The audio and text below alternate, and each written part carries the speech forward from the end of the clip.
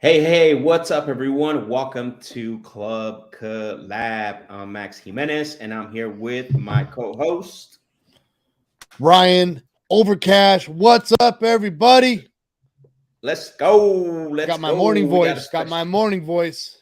I No, know, sorry, man. What's inside going voice. on in here, man? You got to DMX it, bro. Wake people up. Get in here. Hey, y'all should hear me at 3 a.m. I'm even worse. Yeah, what's going on, everyone? Welcome to Club Collab. We are happy to have you here. It is a live show, so we want you to ask questions, comments. Gabe is on here. He's laughing because he knows what I'm talking about. uh, who we got? Judson, what's up? Juan Ochoa in the house. What's going on? Appreciate the emojis. Thank you for showing love. Gabe AZ in the house. What's going on? Juan says Cali in the house. Gabe's laughing. DMX, let's go. Thank you, everyone. Remember, this is a live show.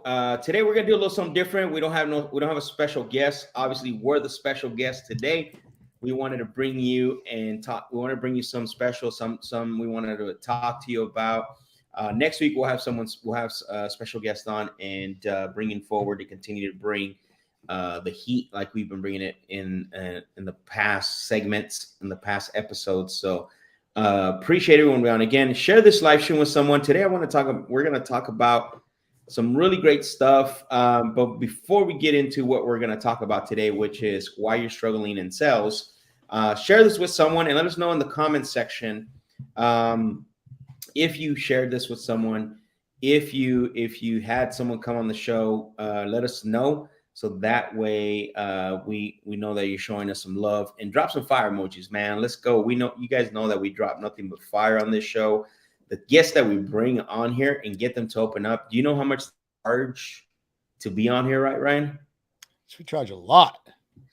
To charge what they talk about? No, they don't charge us, but for the stuff that they talk about, I mean, really, they have their own masterminds, their own sales, their own training, and things like that. So we have a couple of announcements. Ryan, what do you got coming up in 2 weeks? Let the people know what you're doing on Sundays, brother, because I think maybe it's time to have some of these. Actually, before you let them know a little bit, looks like we have a couple people jump in here. Let's give some shout outs.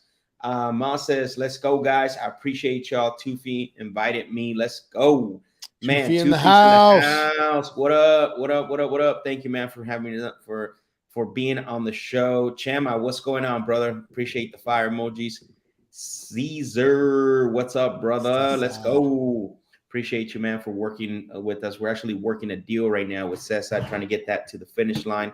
That's another thing that why we call this show Club Collab, right? Because we collaborate with people, and we want to work with you guys. So, Tufi showing some love over here. But tell us a little bit about what you got going on Sundays, bro. What's going on Sundays?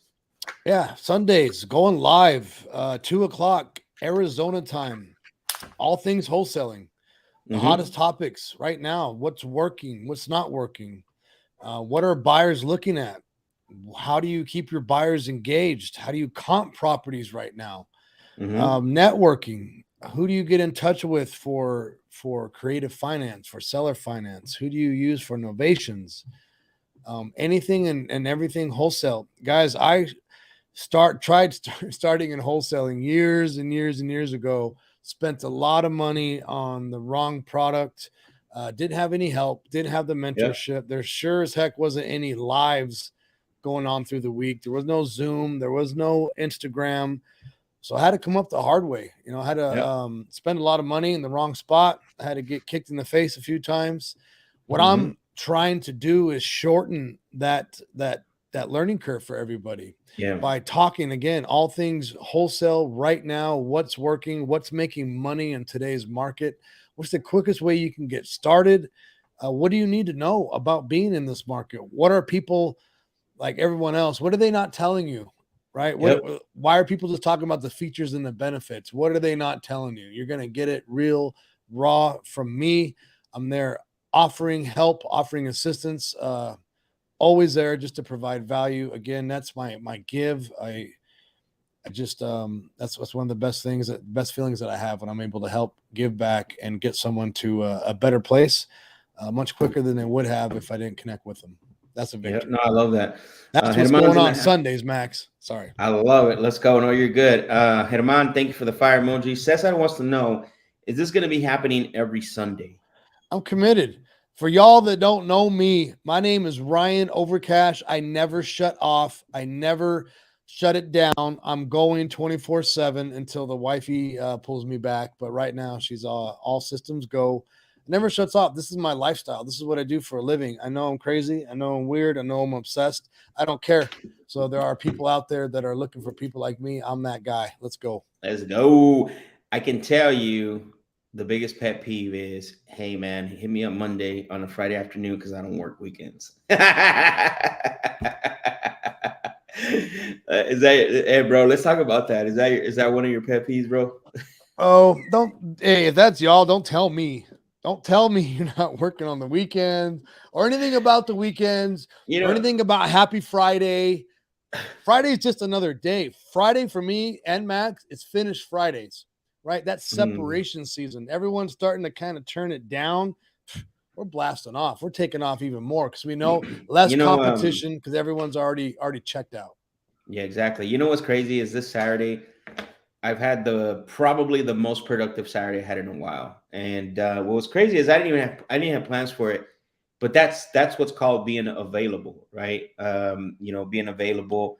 What means is that if you're serious about what you do, and this is something you're going to, dedicate yourself to.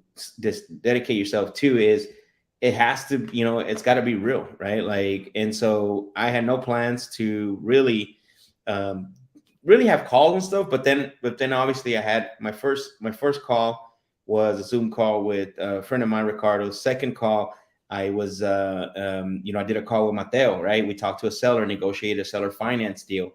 And then another call was with, it's a secret client that I'm working with that I can't tell people about. A lot of out there, but that had that call. Then I had another call. So very, very productive day. It was really, really good. So Gabe says I golf on weekends. Calm down, guy. Yeah, dude, stop showing off, bro. I know he golfs in the morning, dude. Like before, like when people are working, he's out there golfing. This guy. Let's be nice, good, Gabe. You golf, but are you good? Yeah. You golf, good? but are you good? See, what's your short game like, Gabe? Yeah, bro. I don't know how do they say in golf? What is it called? What's the score? I don't golf, so I don't know, bro. How do you shoot? Hey, how'd you shoot today, Gabe? Is that what it's about, Gabe?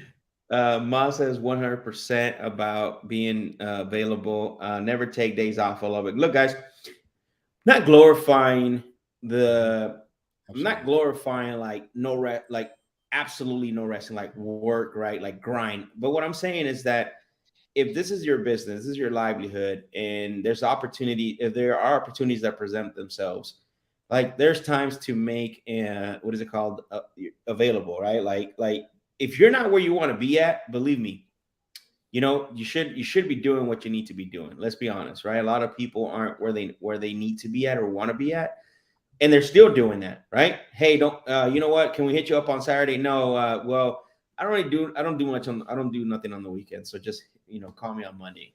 And so if you're not where you want to be at, if you're not where you think you should be at, then you shouldn't be taking days off for sure. So yeah, what are your thoughts on that, bro? No, I love that, bro. Because there's a couple things I'm going to bring up with what you just said. One, I'm going to highlight. I love what you said. We're not glorifying it. We're not saying that, hey, we're extra cool because we do this. This is just our lifestyle. This is what we believe in. This is what we choose to do. If you want to be great at something, you got to put in extra time. If you're just spending your Monday through Friday 9 to 5 time, you're not going to get better. Or, I should say you will get better, but pretty slow, right? And you're not going to keep up with us. We're going to leave you in the dust. Dang it. There's something I was going to say here, and I just lost it. So it'll come back to me. I'm too excited right now. You're good, man. Mateo Jimenez says, what up, y'all? What's up, Mateo? Yes. Welcome. Toofy says, it's a hole-in-one, bro. He don't do no hole-in-ones. That's what he hit it one time, right? Man, I think he's like par 80 or something like that. Isn't that how you say it? I don't know, bro. I watch Happy Gilmore tonight later. Numbers don't See if I lie, can bro. pick up Let's see, something. Gabe. What are your numbers? Eduardo drops a fire emojis. But yeah, man, I think again, we're not trying to glorify, but again, understanding where you're at, right? Understanding what position you're in. Go ahead, Ryan. I remember, and this is something that came from you guys, and this is something I play in my head. I swear. Ask Max. I say this all the time. All right, so some of y'all out there say, "Hey, I'm a closer." Okay, cool. Some of y'all say, "Hey, I do this, I do that." So if you're a closer, this is what Max would say. If I asked your wife or your girlfriend or your significant other, would she say the same? And if the answer is yes, okay. Well, what if I had a conversation with your bank account? Would your bank account show the same thing? That spoke to me like nothing other. If your bank account says you need to be working on the weekends, you better be working on the weekends, brother. You better not be disconnecting. All right. It's all about that conversation with your bank account. What does that say? Love it. Hey, Gabe said, you ask golfers, what's your handicap? Dang. My handicap is a cane, dog. No, I'm just kidding. Chema says, don't be upset with the results you didn't get from the work you didn't do. Boom. That's it, man. Exactly. Exactly. Right. Some people are like, some people are like, how come I'm not getting any results? Right. And today, that's what we're going to talk about, bro. That's one of the things. This is kind of leading into our segment of what we want to talk about. So real quick before, so I know you got the lives going on Sunday, but you have some coming up in 2 weeks, something that you put together. Yours truly is going to be part of it too, as well. For those that are watching that want to be part of it, I think we should probably do something special. But what do you got going on in 2 weeks coming up? Yes, no, absolutely, man. This is something that I put a lot of thought, love into. That's why Max obviously is part of it. It's a big piece of it. As I told you a little bit in the beginning, I took the wrong path a couple times. I learned the hard way. This is on everything. Max knows this. Twice, I spent money, $30,000 for a training system the first time back in 2010. I borrowed the money. 2019, I spent $20,000 thinking that was going to help again. Whole different mindset, but I'm not mad at that. That's just motivation. Reason I'm not mad at that because I didn't quit. I didn't quit because I knew I had to get back. I owed people, I owed my family, I owed myself, and that's why I found Max. Looking for someone like Max, like that's what that led me to. So that's Max will tell you. I said that story so many times. I'm not mad at the people that did that to me. It was my fault, actually. I am taking responsibility for it. Excuse me for saying that. But I'm not mad at the people or the group that I'm referring to because that led me to find Max. I didn't give up. I kept digging because I was like, bro, I'm 50 grand in the hole. I ain't giving up now, right? You got to get through, go all the way. So anyways, getting back to what Max was saying, November 7th, this is when it starts. 5-week masterclass. Not just a 5-week masterclass with me and Max. I got the top industry professionals that are doing it right now. Repeat that. Doing it right now, making millions right now, helping thousands of people across the United States. Again, I got Max Jimenez, master negotiator, master closer. He's got the receipts to prove it. Check him out on YouTube, right? It's not just anything he's winging. It's not just some crazy one-liners. It is an actual process. Learn it. I have Corey Geary, Novation Nation. I have Cash Money Mike for Seller Finance, bringing those two guys up right now because guess what? Wholesaling is a little tough right now, right? So if you can't wholesale, if you can't get the deal deep enough, or you don't have buyers that are willing to buy the price that you have, you got to pivot. Keyword pivot, right? We've used that word so many times. You got to have more options. Well, what are those options? You have novation. You can novate the deal, or you have seller finance or creative. That's why I got Corey Geary, Novation Nation. That's why I got Cash Money Mike, seller finance. And then also, we need data. We need to know how to find data. We need to know how to create scenarios, unique scenarios that are that represent sellers that are motivated. I have Burton coming in from PropStream, the one and only Burton. He's going to be in week 1 talking about all things PropStream, how to use it, and things that y'all never use because he's showed me and Max some things, right, Max? And it's like, whoa, they're not lists that you can find. He creates scenarios. You got to tune in to know more about that. And rounding everything off, my guy, Tony Monteblano, Mr. Dispo himself, selling deals, finding buyers, how to build a buyer's list, how to sell to hedge funds, how to do Ooh, look flat at that rate lineup, listings, bro. Dang. options. I'm providing options, value. There's so much more than that. And on top of that, here's my big giveaway. Here's my big value add here. I am going to work with you past the 5 weeks until you get your first deal. So it Let's doesn't stop go. after 5 weeks. If you haven't got your first deal, we're continuing. You're going to work with me. That's my commitment to you. Why? Because I didn't have this coming up. I had to learn the hard way. I had to spend a lot of money. I had to put a lot of tough nights in, and I want to make sure that you get everything y'all need to make it in this business in today's market. That's what's happening November 7th, 5-week masterclass. Check out my link. It's in my bio. And I have I just put the link in the announcement. comment section for you guys. Thank you. So that those of you want to be part of this, man, myself, Corey, Gary, Novation Nation. You got Cash Money Mike, who is a killer creative finance guru, and then you have Tony Mont, who is a disposition master. Like, this guy is amazing, right? He does some great things. Him and Eric Klein, his partner. But yeah, man, that's a crazy lineup. I put the link in the comment section here on YouTube, but you can definitely hit up Ryan at Real Ryan Overcash and send him a DM, man. But Dan, you don't want to miss this out. I'm serious. Like, that's just the lineup. Let me show you guys really quick here. So this is the agenda right here. So you got welcome to the Wholesale 101 Tested class, right? What's the agenda? The agenda is mindset.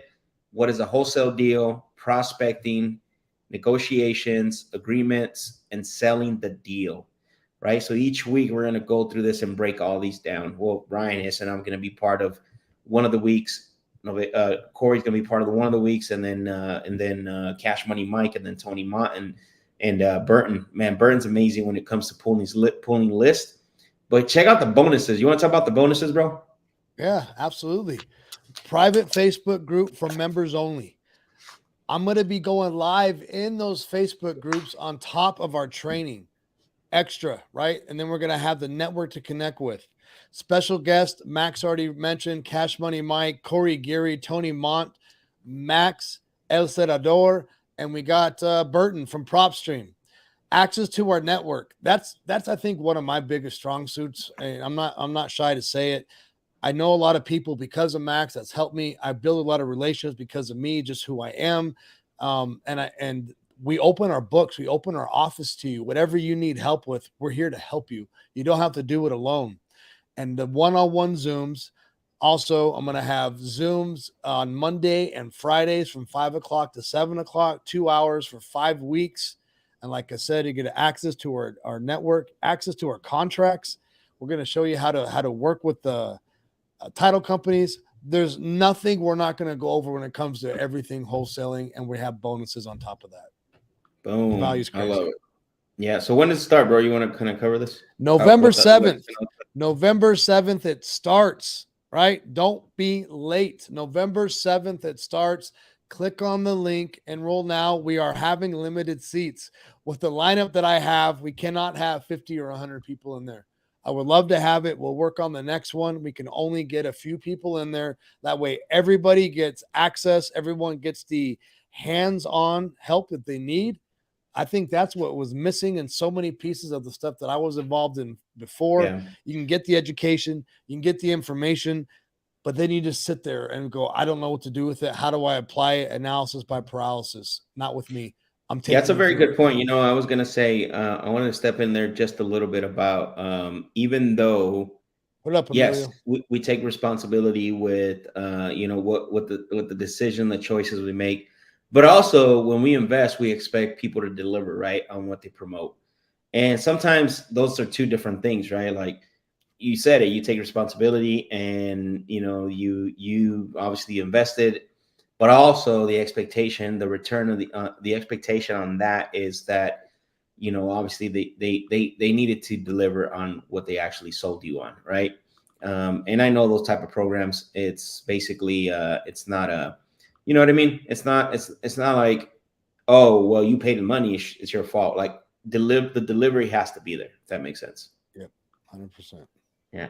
Chema says, I want to join this. My question is, I've been looking for a headset for cold calling for my MacBook. Do you guys have any recommendations for headsets that's compatible? Yeah, I remember. I know exactly which one because I know it worked on Jesse's computer because Jesse had a MacBook. It's slipping my tongue, but I have it. What I'll do, please, Chema, DM me headphone. I know which one it is in Amazon. I will send it to you. It is a little pricey if I remember right. I think it's either 75 or about 100 and it's either 75 or 175, one of those two. I can't remember, but it does work. It's what's used at a lot of corporations. It blocks out the noise. You get clear communication, which is very important when you're talking to sellers. Yep, 100%. Cool, man. So everyone, the links are in the comment section inside Facebook, inside YouTube. You can also book a call with Ryan as well too inside that link.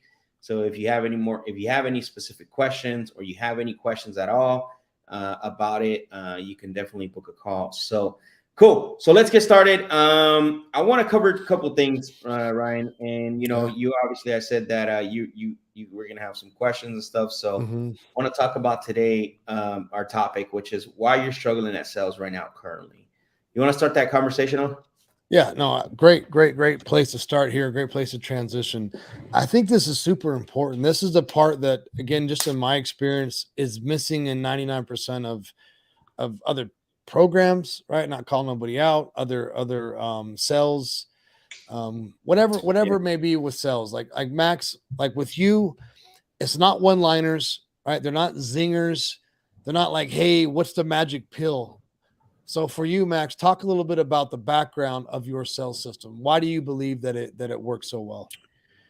Well, I think the first thing we got to talk about is when it comes to sales in general, right? Like, I think the problem is that you're right. Most people are looking for what we call a band-aid, right? They're looking for a band-aid for a permanent fix. Like, you can't fix a broken arm with a band-aid, right? You can't, when someone needs an operation, a band-aid's not going to cut it. So when people always come to me and they ask like, hey, Max, how do I get the, hey man, let's go, Mike, Cash Money Mike in the house, baby. So he's going to be one of our guests. Mike, we just raved about you being on the wholesale. You missed it, Mike. So, yep. So I think when it comes to sales, again, people are they're not looking for an actual structure, because structure means that you have to be committed, right? And so when we talk about, especially in what we do, right? Let's back up just a little bit before that. What happened, I always talk about this, is most people and a lot of people don't treat this as a business, right? They usually treat it as something where they're going to come in and make a quick buck, right? A quick dollar. The problem is that social media is a fault of that, right? A lot of us are at fault of that. We show the end result, we show all this and that. But what happens as you start to go through this process, right? And before you actually say, hey, I want to make this a real business, you're always looking for the band-aids, right? Including, we're going to stick to sales specifically because we can go into a rabbit hole when it comes to marketing, when it comes to all these other stuff, is that with sales specifically, we're always like, how do I negotiate a deeper discount? How do I get the seller to tell me the number first? What do I say when the seller says, hey, what's your offer? So what's funny to me that when people ask me that, it's like, those are the one-liner band-aids, right? Does that make sense? Like those are the people are just wanting the band-aid, when in reality, there's a lot more that goes into that before you get into those things that you're trying to use, if that makes sense, Ryan. 100%. I follow. No, 100%. So with that being said, Max, people always ask, man, Max, how are you so good at what you do? How'd you learn this? How'd you do that? I mean, I know a little bit of your backstory, but talk about the commitment to your craft, right? Just to continue with what you're saying, your commitment to your craft. What was that journey like for you? What did you do to dial in and lock into being who you are right now?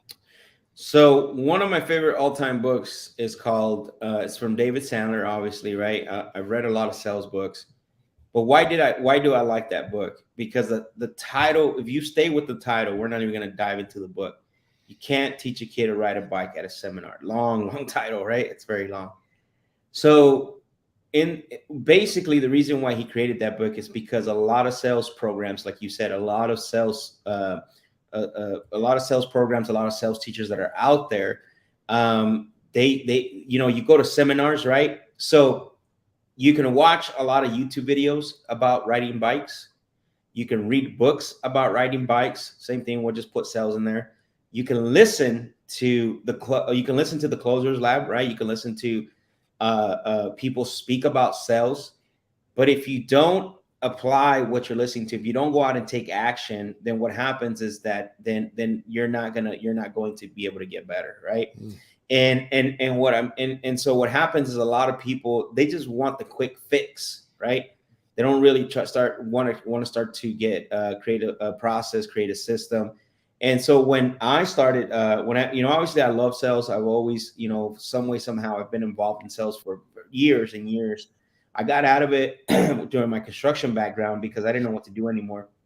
But I always loved sales. Like I always liked the thought of sales and what sales could do for you. And then so got back into it in 2015 and then 2014, excuse me. And then in 2018, I decided to invest in my self-development when it comes to sales. And so that's when I joined the Sandler training system, right? I joined that. And one of the things that you have to understand is Sandler is not any industry specific.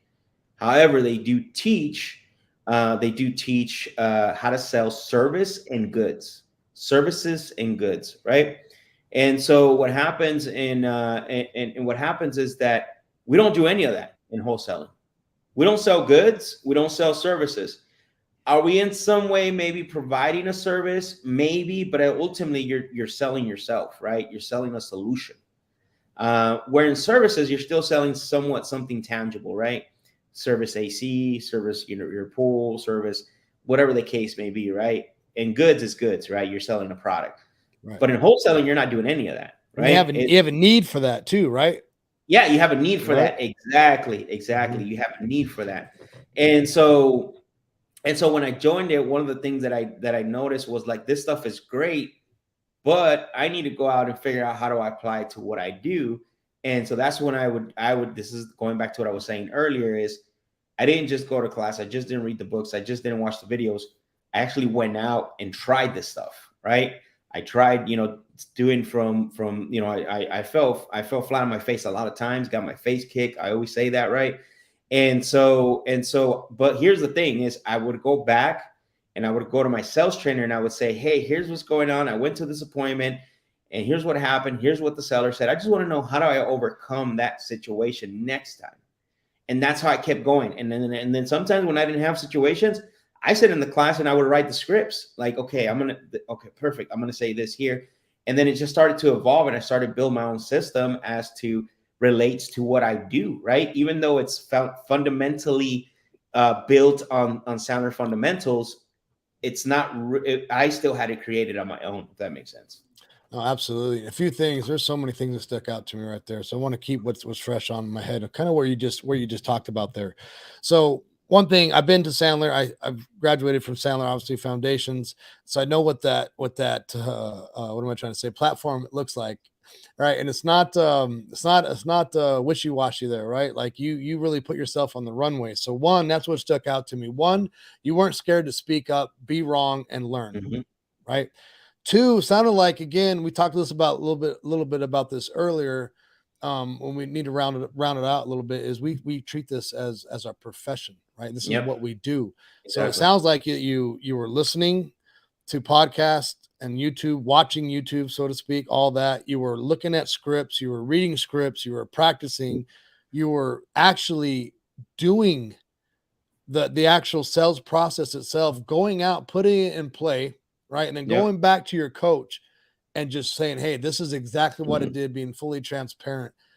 Do you think that really helped you get better, Max? What about that? What about that you think separated you from other people? So 100%, because I'm a big believer that you can't improve upon what you don't do, right? if let's say, like, for example, you're trying to get better at XYZ, how are you supposed to get better at XYZ when you have not even tried to attempt to do XYZ to know what exactly you need to make better, right?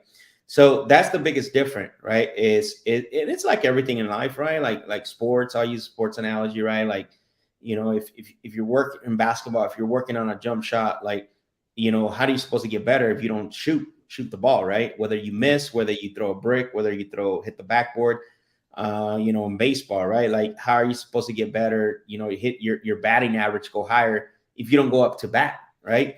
And that's what happens. So that's the action part. We learn the information, we go take action, then we come back and look at film, right? It's the same concept. Is invest in that. We go back and look at film and we say, okay, man, that was bad. Like, why do I flip my wrist like that? Why, how come my fingers, like my you know what I mean? Why, well, how come I dip too much to my left when I bat? Let me not dip, to my left. Let me stand up a little bit straight. Maybe I need to incline the bat a little bit forward, and so on and so on and so on. And but if you don't do any of those things, same thing. If I don't go out there and I deliver on what I'm on the information, or not deliver, excuse me, if I don't go take action on the information that I'm learning and I'm not applying it, how am I supposed to improve on that information without even know if I failed at it? If that makes sense. 100%. Yes, and I'm taking the analogy a little bit further with what you're saying of the sports there, right? You're talking about your elbow having to be up wherever that means, your follow Mm-hmm. through, things like that. That is athletes watching film, right? Getting better. That's Yeah. the same thing that you do, right? When you were listening to yourself, recording yourself, whether it was just talking to yourself out loud, Yep. working on the scripts with Tina, or whether it was you really live at seller appointments, you Oh were yeah. recording that, listening I to it. was. Is no different than professionals watching game film to get better. Bro, when we started this in the office, it was like when we first started learning this process and the way that this system, it was crazy. Like, we couldn't have a normal conversation, right? Like, you every time you got reversed, you got mirrored, it was like, okay, stop it now. Let's get to business. I even took it as far, like you just mentioned, my wife, right, Tina. I mean, I would in the car, I would use it, and she's like, "You're not using your work stuff again, are you?" And I used it so much that I almost got thrown out of a car. By the way, Yep. I remember we that were story. driving, I remember that yeah, story, which means, and then she's which like, means, "Stop right? it." Yeah. So, but again, that goes back to which there all this works in conjunction with each other, right? It's synergy there. How serious are you wanting to take it? And I'm gonna dive into some things I said on a call last week, or sorry, on a live IG last week.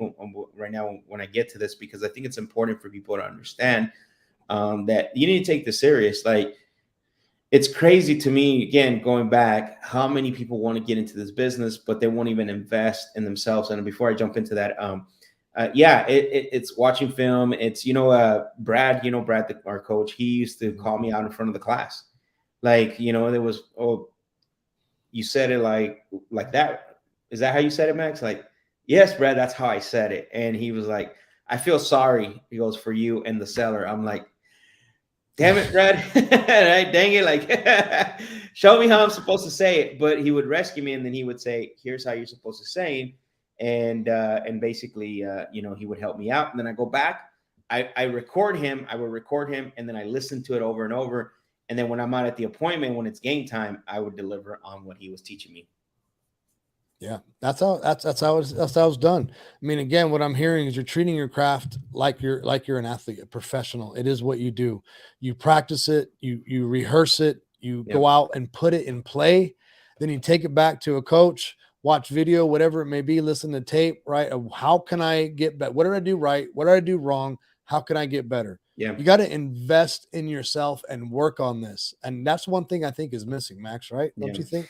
For sure. Today when I was training the VAs, and I like what Pam's saying here, right? Recording yourself should not be optional, guys. Like, literally, it should not be optional. Like, you need to be recording yourself. You need to put a mirror in front of you and look back at it like, what? How come I made that face when I was talking to the seller? Why is my body language, my demeanor looks like I'm not happy to be doing this? Going back and listening to the call, and then the first thing you want to do is when you're breaking the call down, you're debriefing your call, is find the spots, find the stuff that you did well. find those little moments where you're like, oh man, that's awesome. Highlight those first, and then go and then look for the spots where you say, okay, I can improve in asking this question better. I can improve on asking that question better. And then what happens, you start doing that more and more. And that goes back to, bro, that's called the behaviors. I'm big on that. Yeah. I used to do those. I mean, it was a daily thing right before I came to where I'm at now. And sometimes I always I'm always learning, I'm always improving, and I need, sometimes I always tell myself, why am I not still doing that? Because I have to still, right? But in the beginning, bro, like it was daily doing the behaviors, right? Like, what are my goals? What are my sales goals? What is it I need to do? What's my outcome for the day? How many people am I going to talk to? How many contracts do I want to get? But recording yourself is huge. I don't think you're right, Pam. It's not optional. Today I was actually talking to the virtual team that I'm training, right? And one thing I asked them, I did a little survey, and I said, hey, I did a survey for them because they've been watching the Closer Life for a long time. And I said, what's the difference from, because we talked about this today. We talked about this specific topic.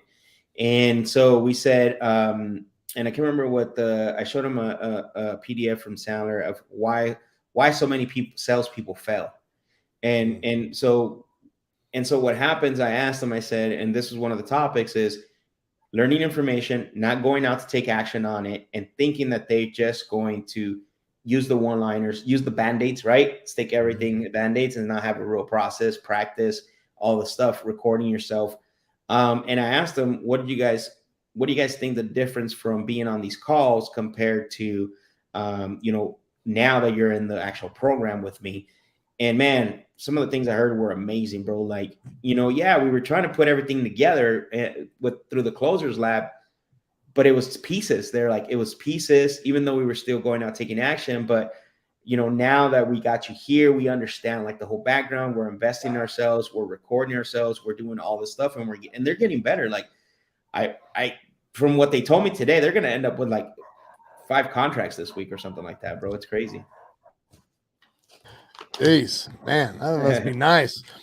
So yeah, so with that being said, you know what? I'm gonna head a different direction. Sorry, the dogs are barking in the No, you're good. Direction. It's all good. Good. Okay. Yeah. So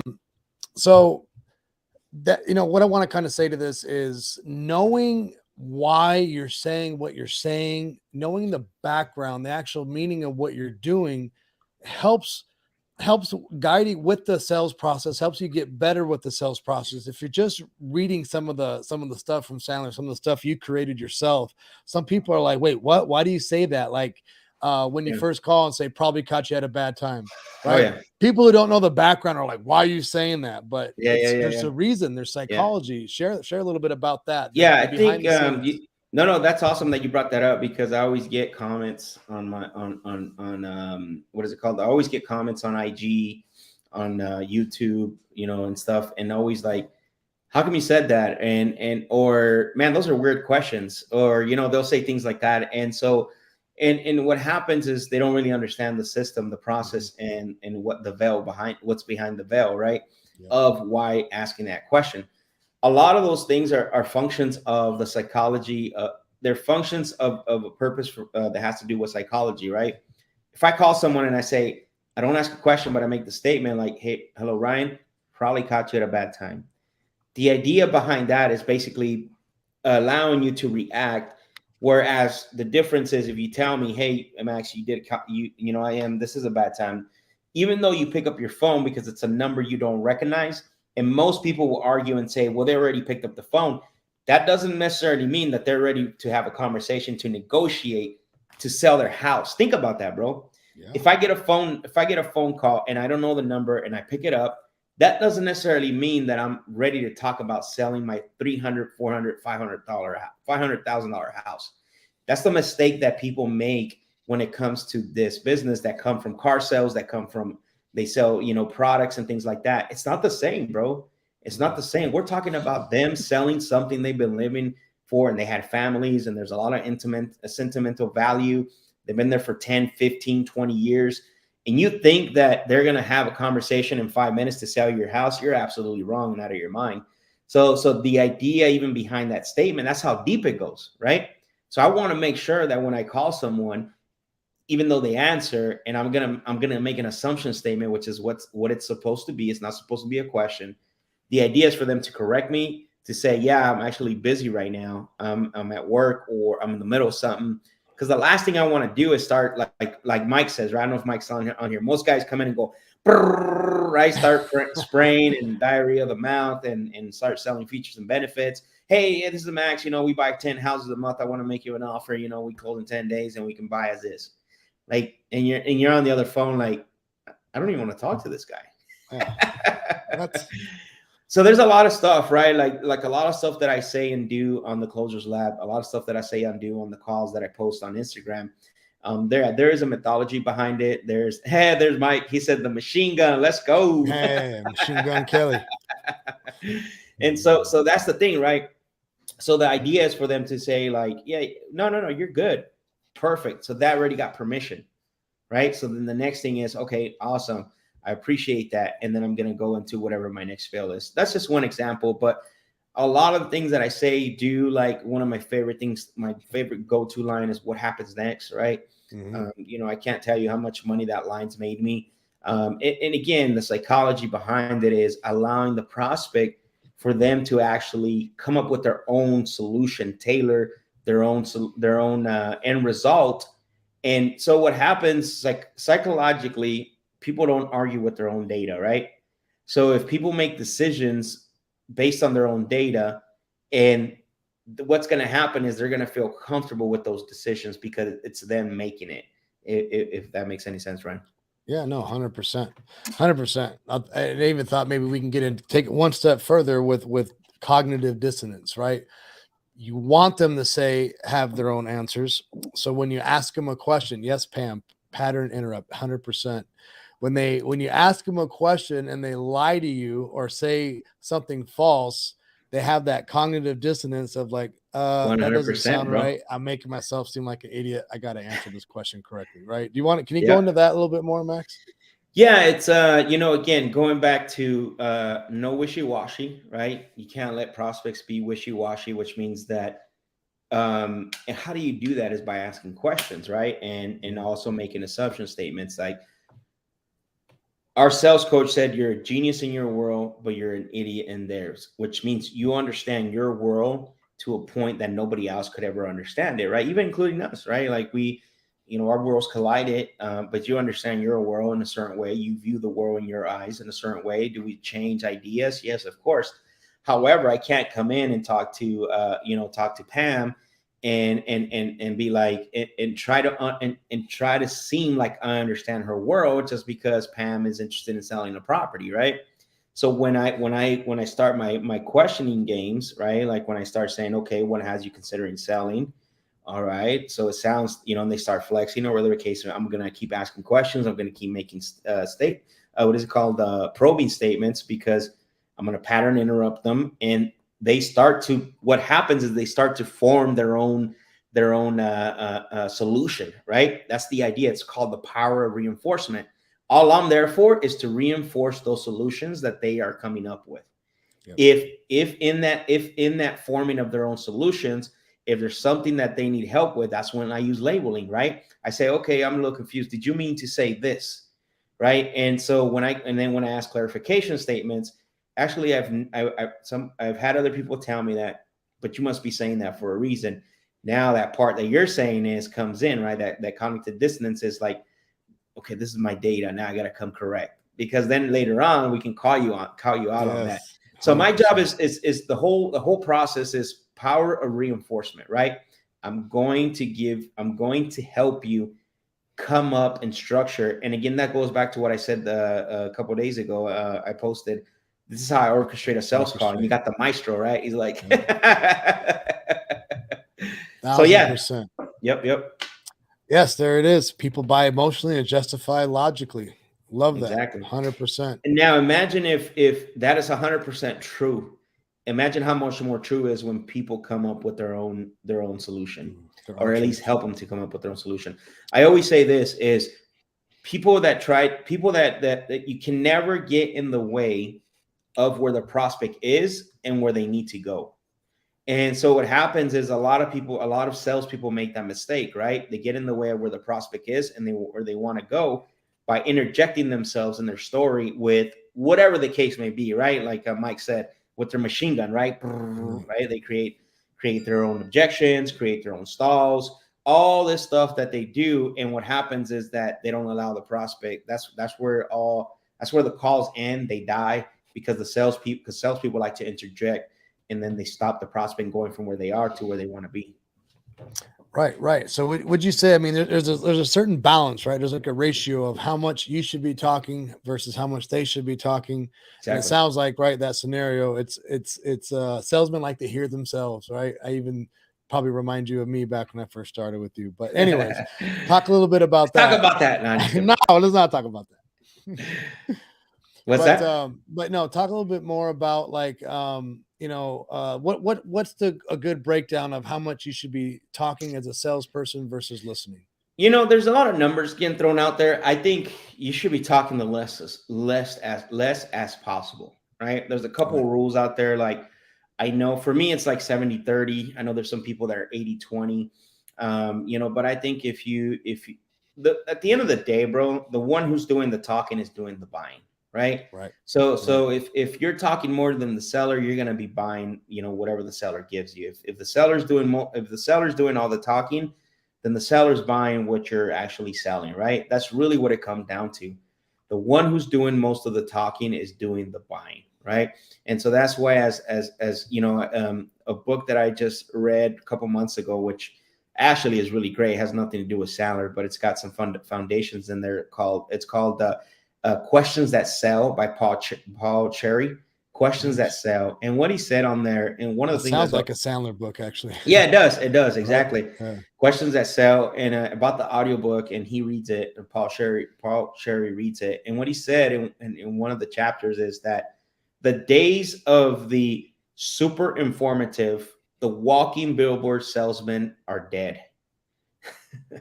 That's what he said, right? He said the days of the super informative, and the walking billboard salesmen are dead.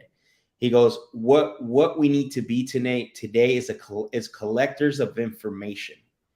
And what he said was, what information do we need? We need to know what drives the prospect, what fears they have, what motivates them, what is it that guides them, what are the things that they struggle with, right? And how do we do that? Is questions. So it's a really good book for those of you that haven't read it. It's called Questions That Sell by Paul Cherry. And man, that book's amazing because he talked about that, right? Like, we are no longer the days of where salespeople were like the knowledgeable. And now, can we be experts in our industry? 100%, man. We can handle our industry inside and out. But you gotta, now it's more of, because the prospect's just as educated, whether wrong or right, right? Mm-hmm. The prospect is just as educated, where you're the expert in your industry. Well, the prospect now, guess what they have, right? They got this in their hand, right? Google, whatever, right? Whether right or wrong, it's their system. They're going to use it. And so you come in with your system, and then they come in with their system, and then this is what they want to do consistently, right? But it's like, no, my system's right. No, the salesman spewing, lying to the salesman, spewing, trying to convince. What I want to do is this. Here comes the seller, and I'm just going to go like this, right? By asking questions, by making statements, and by allowing them to create their own solution, me helping them tailor to that solution. I love that. That was great. That was a good image right there. Yeah. So one of the things, spoke to me early, in the process of learning from you, and I was already on my way. I learned sales in another industry. Yep. I got my face kicked in when I tried to come into real estate thinking I knew what I was doing, but still I understood sales in other industry. My point, though, because I learned this before, this is why I believed in myself, and I believed in your system, and I believed in working with you. I had this misconception years before, that sales, you're either a natural sales guy, or you got lucky, or your daddy knows people and you got hooked up. That's why you made the money you make. I'm not that guy, right? So what you're telling me, and what I already learned this, I'm just saying this was for the audience here. Yeah, of course. You don't you don't have to be born a natural salesman. There is a system. You could learn it anybody can learn it if they apply themselves. What would you say to that, Max? Is that a true statement?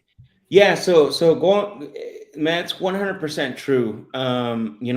We I did a live a long time ago with Eric Klein, right? Good friend of ours. And one thing that I said on that live was that closers are not born, they're made, right? Mm. And so what happens is that really they're not made until you introduce a system that people can follow. That's always the challenge, right? Following directions and following a system. So that's what I said earlier is there's a couple of things that people got to understand. That's why sales training programs that only show strategy, that only show tactics, one-liners, punchlines. To me, I think it does disservice to people. That's why you see the revolving door in our industry specifically, a lot, in a lot of sales industries anyways, right? Yes, all So sales. Mhm. all sales, you see a huge revolving door because there is something missing from that. And I'm going to tell you what it is right now. So first of all, is number one is you got to invest in your craft. You got to work on your craft, right? This is what we said earlier. If you don't take what you do serious, then don't expect what you do to take you serious. That makes sense. That's That's dope. huge. That's Yeah, dope. because like if you don't take serious of what you do, then don't expect what you do to take you serious, right? Mhm. So you got to invest in your craft. You got to work on your craft continuously. And we already talked about that, right? Pam already said as well, recording all that stuff. She brought that up.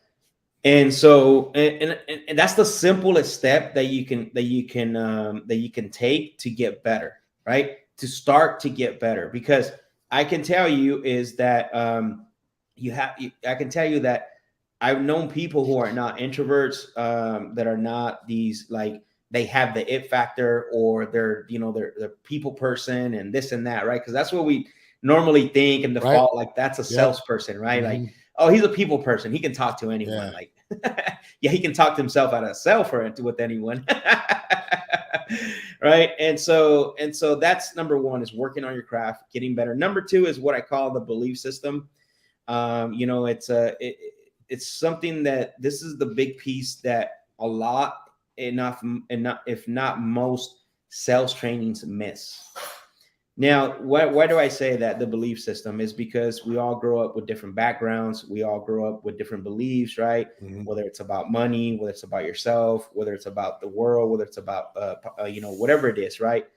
Politics, finances, wealthy people. Like we all grew up with this programming. And so what happens is that programming stays with you, right? And then those people, and so it stays with you, it doesn't go away.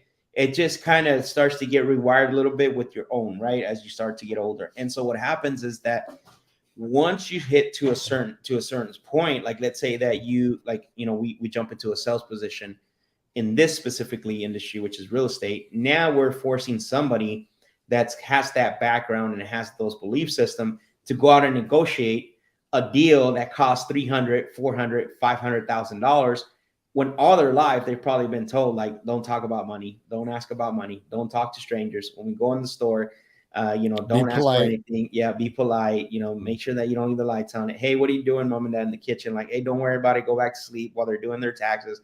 They never talked about all of that stuff. So then we make that mistake. So in essence, you need, number one was work on your craft. Number two is changing your belief system.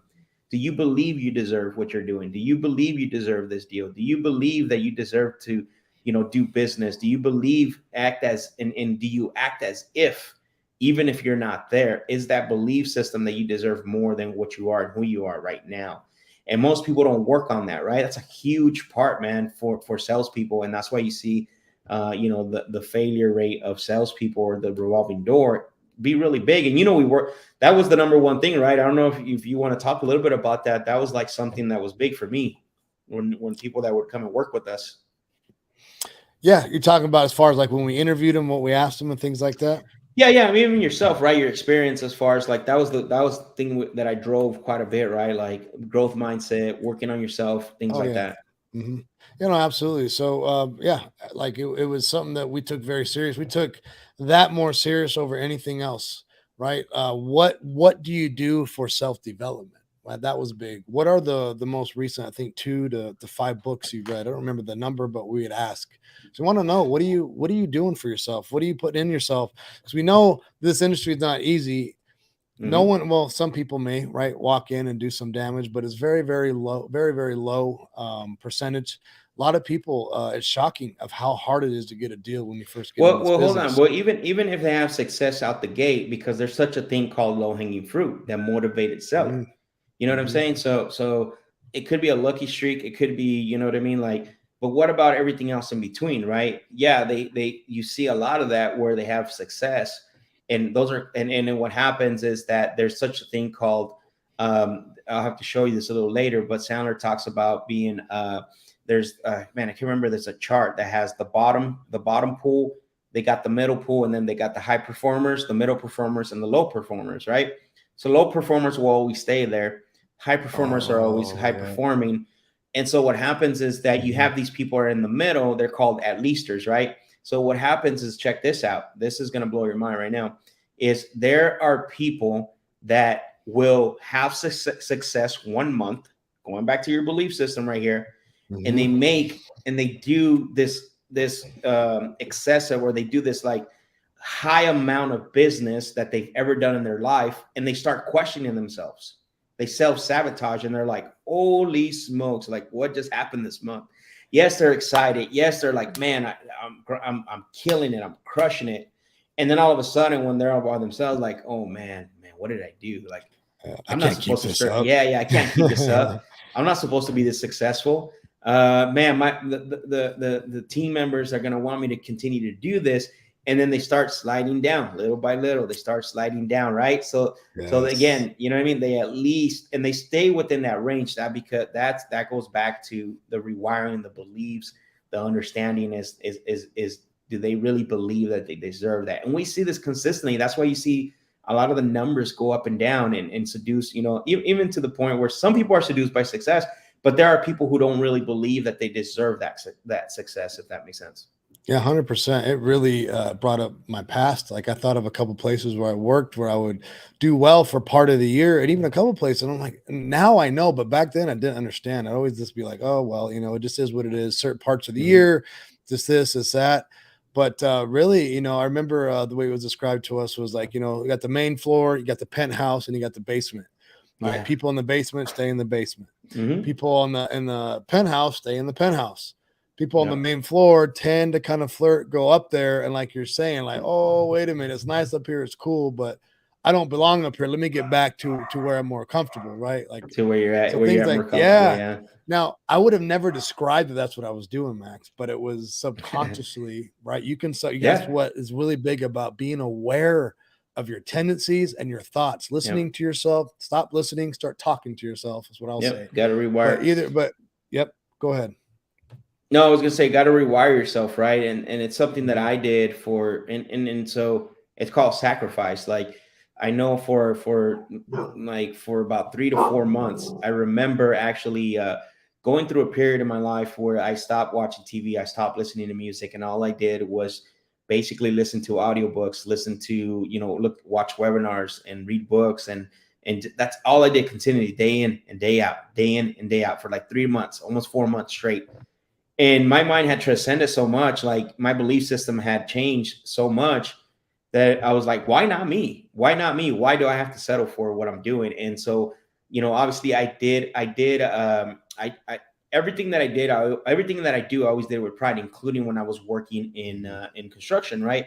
But I got to a point where I transcended my mindset so much, was like I felt out of place. And that's what most people need to get to, right? Is get to that point.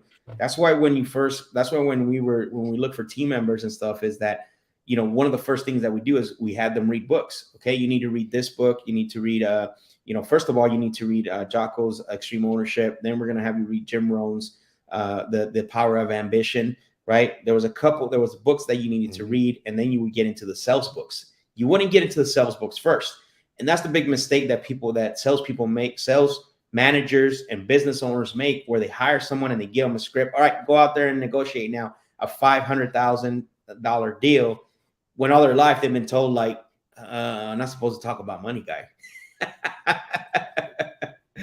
Right? So I like what Pam says here. That's been a hard one for me. You're right. Have to work on it. It's definitely not easy, but it's doable, right? It's simple. It's simple, but it's not easy.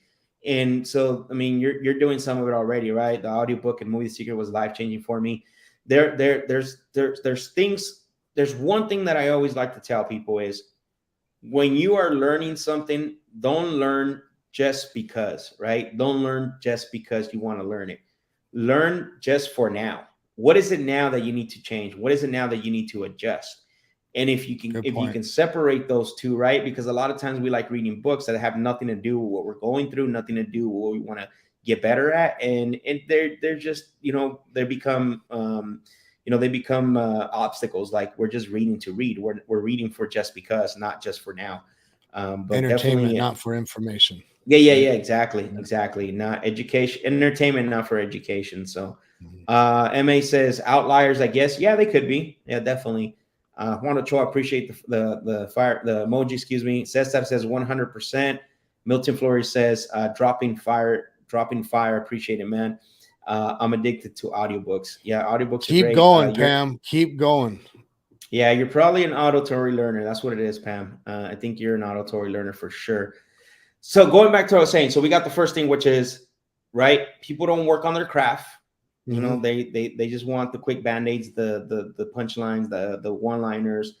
They don't want to work on their craft to build something. Number two is the belief system, brother. Is like, where is that belief system, man? You know, do you Right. believe that you deserve what you're actually trying to accomplish? Do you believe that you are that person that, you know, God instilled a purpose in your life? And I can tell you, man, you know, I say this all the time, like each and one of us have a purpose, right?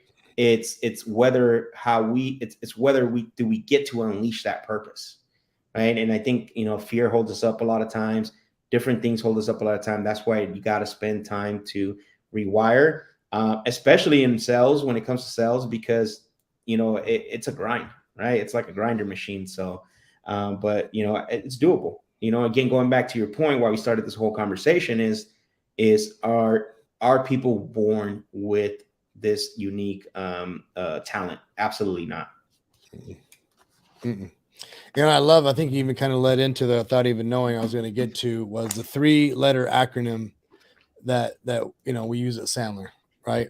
Do you know what I'm talking about? Is that, am I being too The general? BAT. Yep, exactly, right. Yeah. So can you go and just talk a little bit about what BAT is? Well, I mean, I talk about this in my master class, which is the behaviors, attitude, and techniques, right? So if you don't do the behaviors, what happens is that you'll never get to a point. Behaviors are huge, man. Like that's the action part. That's actually the third point I want to talk about tonight, right? There you go. Behaviors are the action part. It's interesting though, man, because like you would think that for some reason we always talk about take action, and we think that, you know, obviously social media has diluted that a little bit as well, just like everything else, right? Mindset, action, self-development, entrepreneurship. We always think about the basically that you're that you know that it's like you know, wish, you know, this like mystical stuff, right? But Yeah. it's not, you know what I mean? It's actually taking action. It literally changes your life. You know, you've always asked me this, like, how's that guy successful, right? How is Yes, that person? right. Is they How many it's times have I imperfect. asked you that, Yeah, Max? yeah, Tell him. I look yeah, at a him like, lot. wait, what? Him? How does he do that? Or her? How do they do that? There's no way. And you're like, bro, Yep. they just went out there and did it. Stop sitting on the Imperfect. sidelines. Exactly. Imperfect action. Now, is that sustainable? Probably not, right? Can it be? Maybe if you do the right tweaks. Can it? But I don't think it is sustainable for the long run, right? But taking action is huge. So that's the first thing on the BATs, which is the behaviors, right? You got to do the behaviors. What are those behaviors? You know, your goals, your outcomes, your being prepared for the calls, being prepared for everything that comes with doing the work. A lot of people think that it's just about doing the work. You gotta prepare, right? So what happens when you prepare? So let's talk about just for those, because I'm pretty sure we have a lot of new people on here. We'll talk about cold calling, right? Mhm. How gruesome is cold calling, right? Cold calling and cold calling and cold calling. Um, if you don't time block, if you don't put, let's say, on your calendar 2 hours to cold call, and you're just gonna do it, you think you're just gonna get on the phone and start cold calling, like that's absolutely the most terrible thing that you can do. So what is the behavior for that? I teach this in the masterclass. I'm going to give it to you guys right now. So what you need to do is you're going to say every day between 2 and 4, I'm going to cold call, and it's going to be on your calendar, and it shouldn't change, and you should not deviate from it unless you have another appointment. It should always be on your calendar. So that way, even if, let's say, Monday you cold call, Tuesday you had something come up, well, guess what? Wednesday it's going to be there again. Now, before you start cold calling, though, is you got to do the behaviors, right? I'm going to write down my 3 to 4 top objections that I know I'm going to get, and I'm going to write down my rebuttals, right? I'm going to write down my rebuttals for those objections. I'm going to have them in front of me. Now, and then I'm going to take a step further. Okay, this is the outcomes that I want. On a cold call session, this is the outcomes I want. I want to have 5 conversations, solid conversations where I talk about one of the 2 pillars, which is motivation and timeline. For me, I don't care about condition or price. If I can talk about motivation and timeline, so if I talk to Ryan and Ryan says he needs to sell because he's got to move out of state and he's going to sell in 60 days or less, and then we book an appointment, I want to have 5 of those, right? Out of those 5, I want to at least put 2 prospects that I want to put on a follow-up, or I want to, again, I'm doing the behaviors, right? How much, imagine doing that, man, on every time that you're going to call, that you have a time block of how you approach the calls. Well, now the second phase comes in, which is your attitude. Your attitude is going to change. Go ahead. Real quick, just because I want to highlight this, because we talk about this with our own people and our own team here. When you call, you got to be intentional with calling. Put your cell phone away. Turn it off. Do not be surfing Facebook. Do not be surfing Instagram. Do not be answering emails. You don't understand how that takes your concentration away and it takes you out of the flow state. I preach this all the time. Be intentional with your call time. Put the phone down. Those 2 hours or whatever hours you have set aside to dial, that is all you're doing. That's all you're thinking about. That's the type of behavior and attitude you need to have for cold calling. Sorry, Max, I just had to throw that out there. No, you're good. You're good because, again, so imagine doing all that, and now you're going to go into the next phase, which is your attitude, right? Like your attitude changes, right? You write down your I am statements, or your statements before you go into the call, right? And so you're going to have a better attitude about the calls, right? A lot of things that happens is that I see a lot of people make this mistake. It's like they think that they're going to get on the phone and have results through grit and will, right? A lot of us think that way. And you could. I'm not saying that you can't, but again, sustainability. How serious are you about the business? How serious are you about this business? Is it repeatable? Is it a thing that you can do without consistent what is that called? Not backlash, but like pushback, excuse me. Pushback, right? Because you can create your own pushback, right? By the way you approach certain things. So your attitude is going to be a lot better if you do this consistently. Now, on negotiation calls, I take it a step further. You got to do that on every single call. On negotiation calls where you're going to call and where you have a sales appointment, you're going to talk to the seller. And you get to a point where you start to understand things. You start to know what things to say. Like, I'm at a point where I don't need to do that on every call. I'm at a point where there are, like with the seller finance calls, I don't know if you notice, I do that a lot. I don't know if you ever paid attention to that, but on all the seller finance calls, I'm actually preparing. I'm writing everything down. I see you on your iPad writing stuff down. Yeah, it's a lot different than when you're doing wholesale. Yeah, a lot different. I still do that. By the way, Gabe, I'm looking at you, bro. Yeah, Gabe. I'm doing that. I'm doing that on every Mateo. If you're still on here, I do that for every seller finance call. I am actually doing the behaviors. And guess what? My mind is a lot better. I'm approaching the calls with a better attitude because I've already done the behaviors. Yeah. And so yeah, for sure. And then once you do the behaviors, your attitude gets better. Guess what? Technique is, man, it's game over, right? The technique's going to come in because you've already done the work. You've done the behaviors. Now your technique's going to be a lot better. Your strategy is going to be a lot better. The way you approach it, the techniques, those liners that you wanted, and your process is going to be, it's going to work well because you've done every other thing before that. And so I think it's very important. Gabe says Ryan does preach it. I was guilty and still working on it. Juan Ochoa says guilty of that as well too. I mean, a lot of us, man, it's just we don't get taught that, right? You guys see most salespeople like, or sorry, most sales training programs, they don't do that. I don't know if, about you, Ryan, if you can speak to that. No, not at all. Most sales program is here's your script, here's what you say, go work on it. Here you go. Good luck. Right. And just, and then you meet with your manager a week later and they're like, well, how come we don't have any sales? What happened here? Yeah, What happened there? You don't yeah, even know what exactly. to say because you don't know what part of the process broke, what part of the process is working versus what is working. Because you don't, there is no process, right? There's You no got to have the process. process. Exactly. Yeah, and that's really, I mean, honestly, that's a lot right there that we covered of why people struggle at sales. I think Yeah. some of you guys might have to go back and watch this thing over again because we covered a lot, guys. If you everything we said right now, if you thought that was valuable, if you thought that was gem, drop some fire emojis right now in the comment section. Drop some thumbs up, fire emojis. Let us know really quick because we're gonna get to a little bit one more point I want to make, but I want to drop that point after I see you guys. If you guys are getting value from this, also take a screenshot, share it, and put it on IG and tag Ryan and I that you were on our call and you were listening to this. Okay, Gabe's watching. He said that. Yeah, and here's Mateo. He's listening, so he's still on.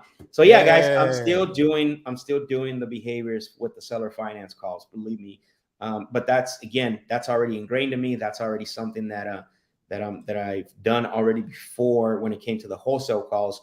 But I've done thousands of calls on the wholesale side. I'm not trying to excuse not to do the behaviors, but with the seller finance calls, it's a little different for me. It's a little newer. So I am doing those behaviors at deeper level. Pam, I appreciate the fire emojis. Thank you. Yes. Milton, thank you, man, for the fire emojis. Appreciate it. Alberto, thank you, man, for the fire emojis.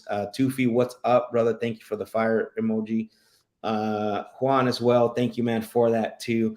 But yeah, this is good, man. A lot of good stuff here. Yeah, no, absolutely. Again, I think we shared a lot of the sales side that a lot of people don't talk about.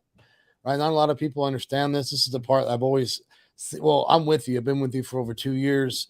And I'm always saying behind the scenes, there's no one like you. No one like you in this business because everyone is just like a bulldozer and just like pushes through, steamrolls, or has a gimmick, whatever that may be. It's not a sales process. It's not repeatable.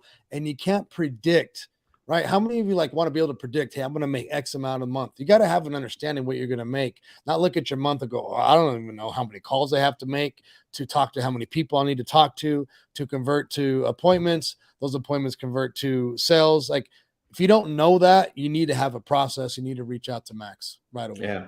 Yeah. That's the other thing too, man, is to kind of wrap this up, is the biggest thing is that if you have a sales system, in your business, it's repeatable.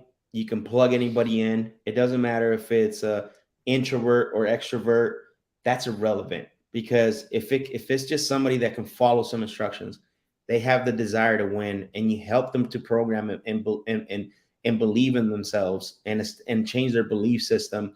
That sales process anybody can follow. And I've been a prodigy of that, and I know, and I've trained that hundreds of people around the country, close to 1,000 people around the country.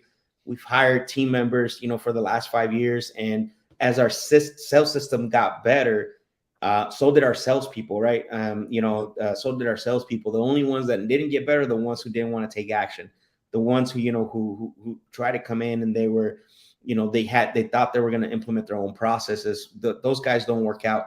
But you give me somebody that wants to follow the process, that takes action, I can tell you, I can guarantee you they can succeed. And what's great about that is I can always go to them and say, okay, how did you get this deal? Max, it was awesome. Mm-hmm. The seller threw this at me. And then in this section, what I did is here's how I responded. Compared to, hey, Ryan, how did you get that sale? I don't know. The seller just wanted to sign. I wore him out. He signed. Hopefully he don't cancel. Exactly. And that is the difference, right? Where the seller, it buys your solution and doesn't surrender to your solution. What's the difference? Difference is, number one, when they buy your solution, that means they believe in you. That means they called with the hopes that you can help them. but then you did a good job for them to get them to believe that you're the one that's going to help them out, right? That's how they buy your solution. The ones who surrender to your solution, that means you pounded them and you basically convinced them and you folded their arm. And maybe they sign, but I can tell you a day or two later, they're going to ghost you. That's the difference in sales process. And they're the ones who cancel, and they're the ones who ghost you. So got to have a sales process and all the other stuff that we talked about tonight. So that way you have some success when it comes to sales. Awesome, man. That was awesome, Max. You shared a lot here. You know, I like to turn the tables a little bit. I got to interview you, get to know, you know, everyone get to know a little bit more about you, your process, where it stemmed from, and how you got to be as good as how you are. Right. Because a lot of people don't know that. They may think like what I was saying earlier. Max is a natural. He came out the womb a salesman. Right. We heard all the myths about El Salvador, but no, it was straight up. You went at it, man. You went at it. You blocked everything out, like you said, 4 to 6 months. I believe you called the blackout part of your life, blackout season. You turned everything off. Nothing was going into your mind, your ears, unless it was helping you get better at your craft. Yep. And that's what it takes. It takes dedication. And appreciate you for that, man, because I wouldn't be here without you, brother. Nah, you're welcome, man. It's again putting in the work. And I haven't said this. I think I talked about this yesterday, but one of my goals is to be certified, bro. So I'm shooting for that. It's coming. Stay tuned. It's coming. Stay tuned. Coming. So stay tuned. I just want to throw that in there. But yeah, I'm putting it out there. Gave it to God already, but put it out there in the universe, and that's going to challenge me to push for that. Because once that happens, bro, even though I believe in myself already, even though I know that I provide even though I provide something different, but once it says certified, it's gonna be game over, bro. Yeah, game over. Wait. So that means anyone that takes your master class can be certified under Max Jimenez. Exactly, bro. That's dope. Yep. That's dope. That's different level. That's coming. So, yes, sir. I love it.